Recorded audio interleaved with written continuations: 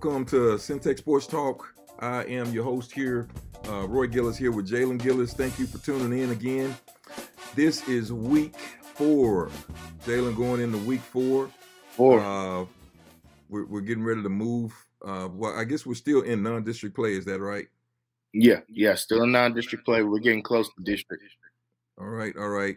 Been a few ups and downs. It's amazing that we have come through so many things. These teams really all over the country have come through so many things just to get to this point, and they're always excited to get out there and play. But in the midst of all the stuff that's going on, pandemic and everything else, many more challenges than when I was in high school playing. So we're going to go to Connally, and we've got the head ball coach at Connally, Coach Terry Gerik, getting ready to come in with us. Coach, how you doing today? Doing good. Excited to be here.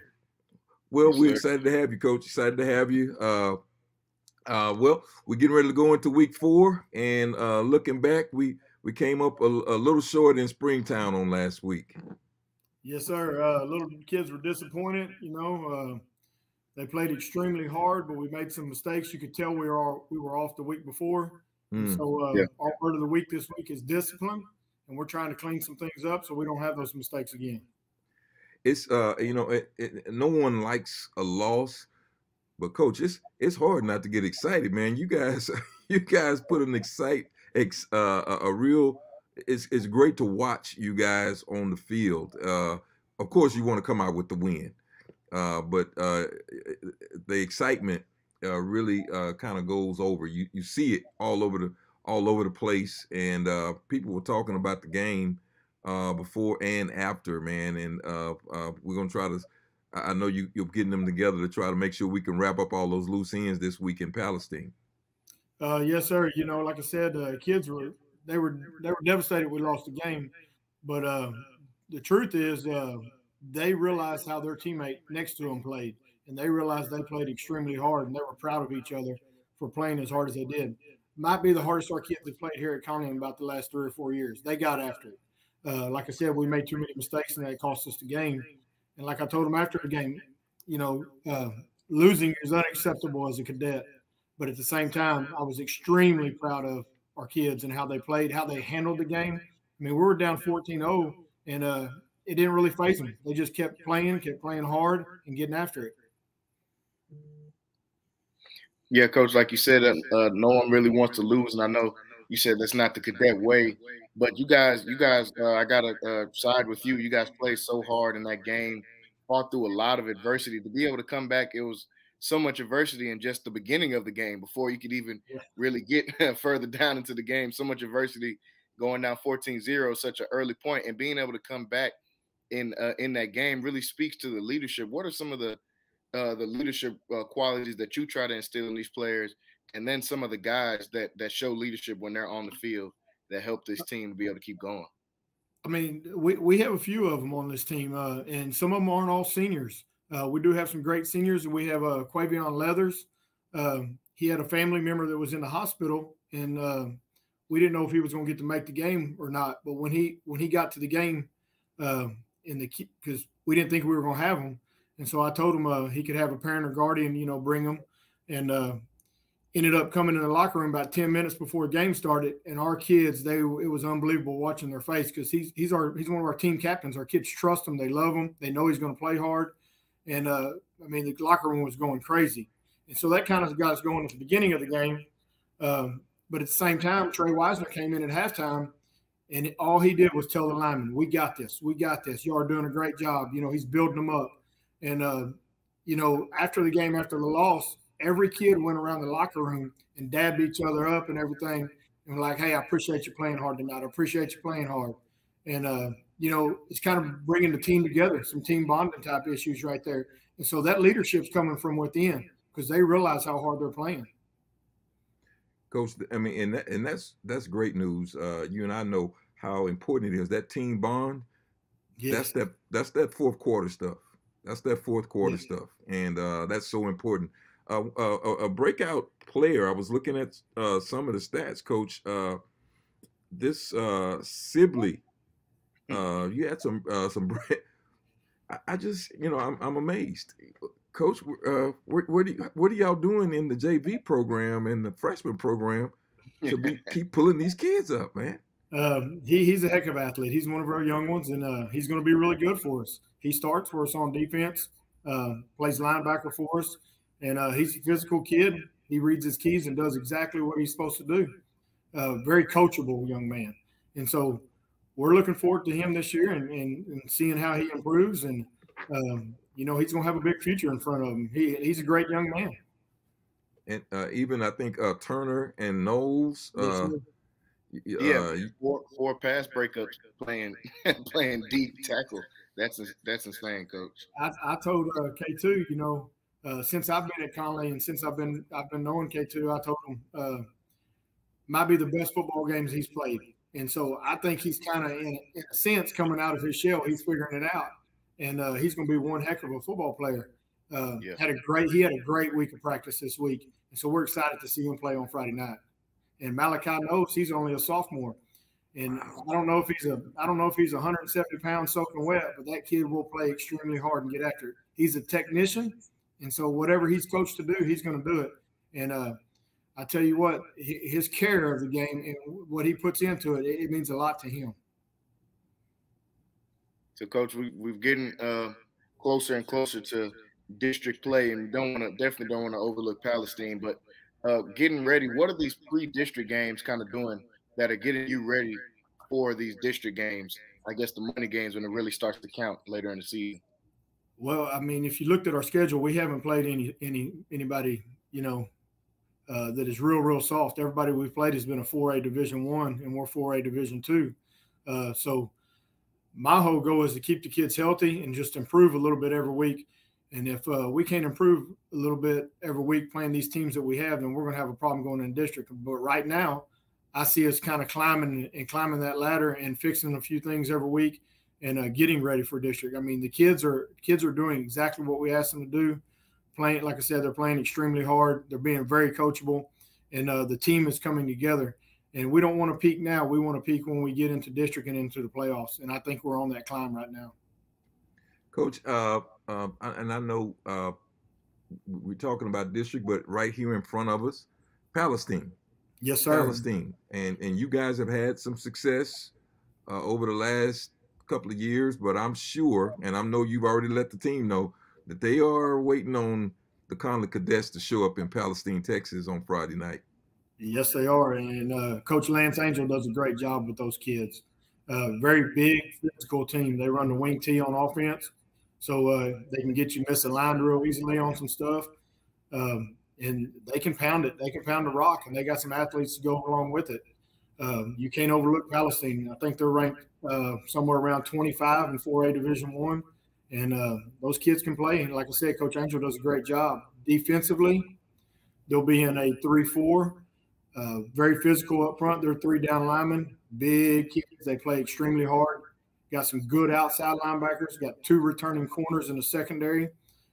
So they have a heck of a football team, and he's got them going. And so we got to go over there and give it everything we got. And it's going to be a battle tomorrow night. Coach, you and I was looking at the map to get there. Got to go through one of your old places, I think. Now, didn't you spend some time down there in that area, in that region? Did you not? Yes, sir. When I was at Mahale, we used to play Palestine. Also competed against them in basketball, track, and everything else.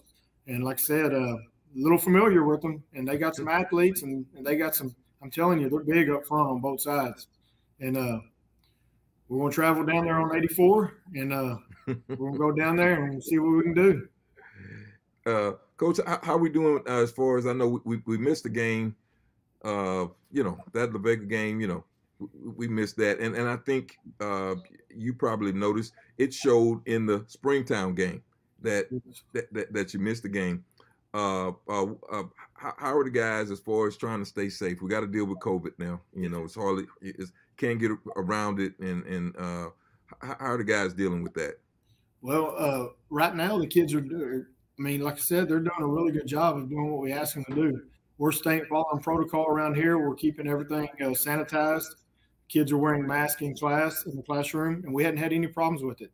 And, the kids understand this is what we have to do to have our football season. And so they're willing to do whatever we need to have our football season. If they got to wear a mask, if they have to go remote, whatever they have to do, they're willing to do it just to have the football season. So we haven't had any complaints out of the kids, and they just been rolling on with it. And I got another follow-up question, Coach. How, you're in the head slot now. Yes, sir. How are you doing? Because you're normally calling, last year you're calling all the plays. How are you handling this new spot? You got, coordinators. How does Coach Garrick handle?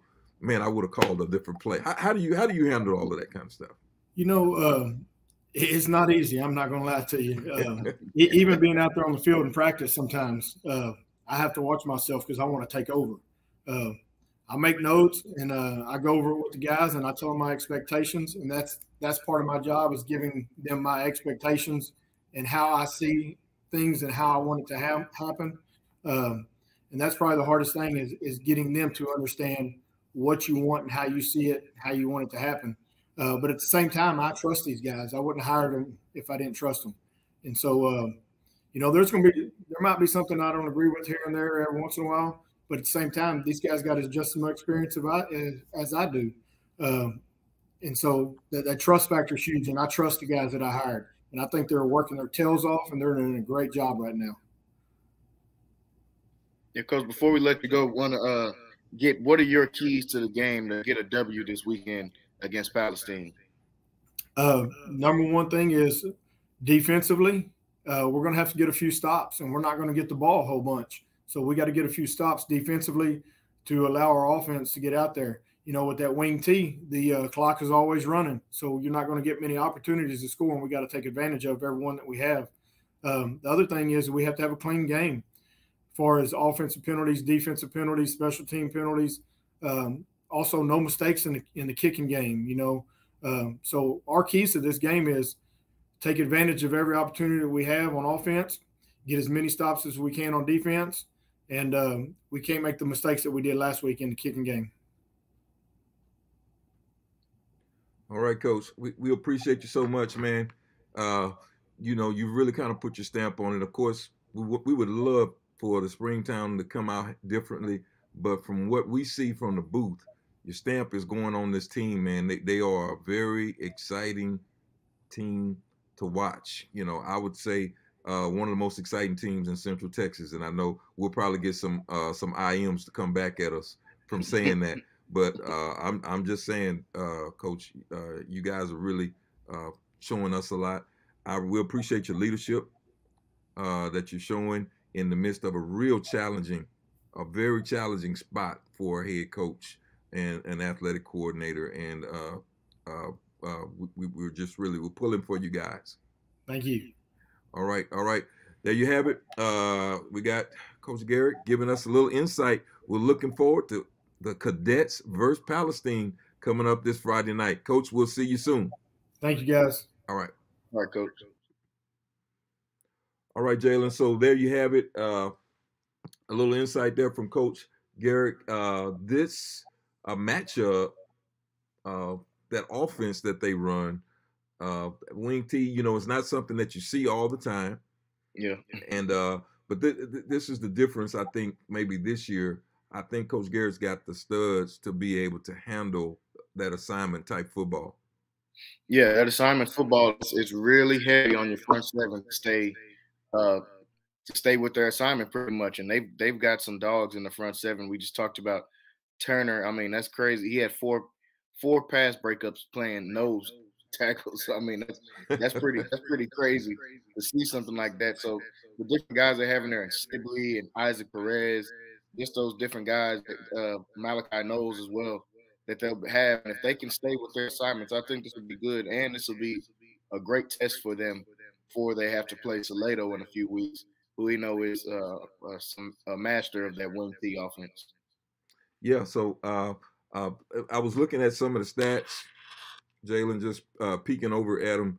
They had Wisner 5 carries, 137 yards, 2 touchdowns, and 2 catches. for 54 yards. But I think the difference for their team is all those other guys that are really stepping up, coming into their own. We expect the superstars to do what they do. But some of these other guys, this Sibley, 4 carries, 71 yards, a touchdown. You know, I'm like, where did this guy come from? Of course, Jelani he was 6 for 15, 104 yards, touchdown, 6 rushes for 20. I think this would be a good game for him to break out. Coach mentioned one thing, you know, with the offense that they're playing, the clock is going to be running. And so it's going to be important for Connally to really take advantage every time that they touch the ball, try to get some points on the board. Yeah, that's going to be big for them, being able to make their possessions very meaningful is what they're going to have to do. Because like you said, that clock is going to be running with that wing T. They can easily run off a quarter. I mean, in the Salado game last year, I think they ran off a quarter and a half almost of having the ball. So with that wing T, it's very imperative that you make your offensive trips meaningful. Every time you get the ball, try to get some points on the board. Even if it's just a field goal, you got to try to get some points out of almost every drive. All right. Well, we're looking forward to it. It's going to be Connally versus Palestine. And, of course, Centex Sports Network will be there. We'll be broadcasting on all the platforms.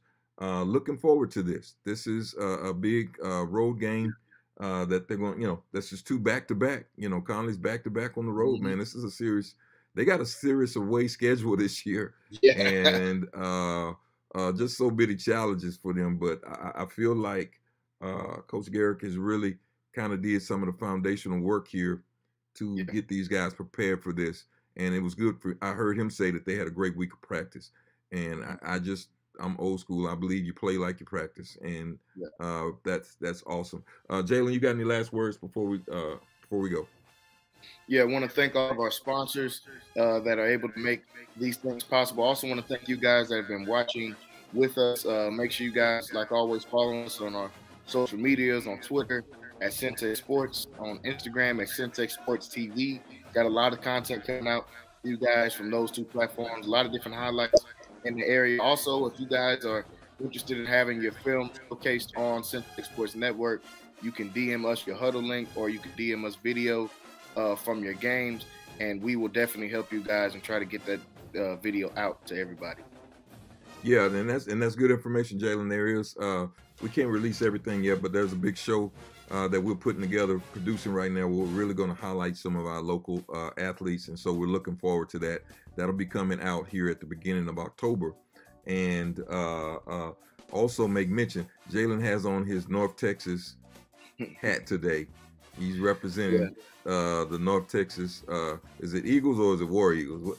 It's the Eagles. We took a L to SMU on Saturday, but we're getting ready to bounce back from that. All right. Hey, thank you for tuning in. Again, this is Roy Gillis with Jalen Gillis, Centex Sports Talk, and we will see you soon. The next time, make sure you're liking and following these pages. See you soon.